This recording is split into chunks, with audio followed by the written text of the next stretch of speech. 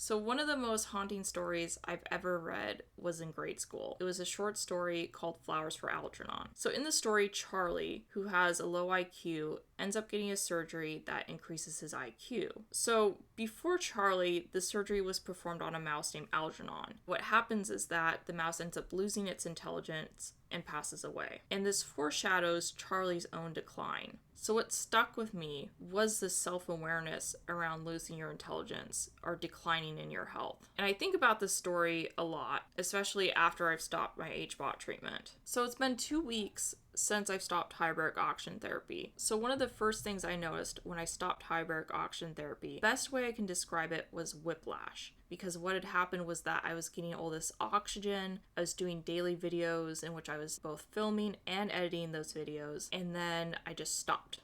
And my body it was just this sort of disorienting effect that I had for probably about a week after I stopped treatment. So I feel that my anxiety has increased a little bit since stopping the treatment, and it's definitely harder for me to do things. It's like I almost feel more lethargic, and it's interesting because it's actually something I hadn't really felt before, even before the treatment. I get random sharp pains throughout my body. It was very sporadic. So other than these like brief sharp pains, the other thing I'm noticing is that it almost feels prickly under my skin. It feels almost like little needles. I'm not sure if that has to do with my whole blood histamine. So my insomnia came back. You can probably see I have dark rings under my eyes. And even though like some of my symptoms have returned, and I do have that concern of this being a long-term issue, I have noticed some improvements. So some of the good things I've noticed since I've stopped hyperbaric oxygen therapy treatment, there has been kind of an uptick of anxiety. When I am anxious, I am able to mitigate that better than I had in the past. So that's a huge improvement. It used to be that no matter what I did, my anxiety wasn't going to get better. So being able to manage that is a huge improvement. So even though it feels like something's not firing off in my brain like it was when I was doing the hyperbaric oxygen therapy treatment, what I am noticing is that I'm still able to articulate things better, and I'm able to communicate more clearly when I'm talking with somebody or I'm talking to the camera like I'm doing now. Like I was kind of talking about at the beginning of the video, yes, I have a concern that I'm going to continue to decline.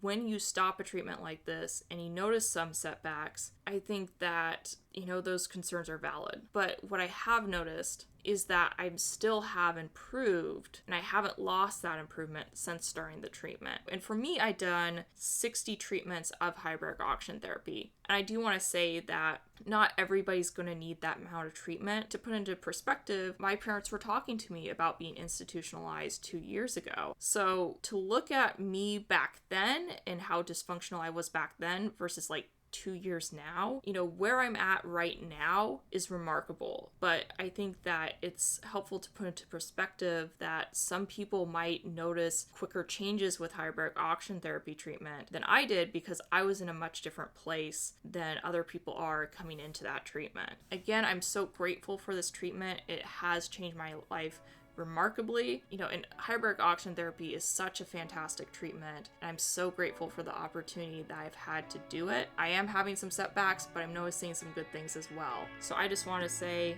thank you for watching, and I will see you in the next video. All right, bye.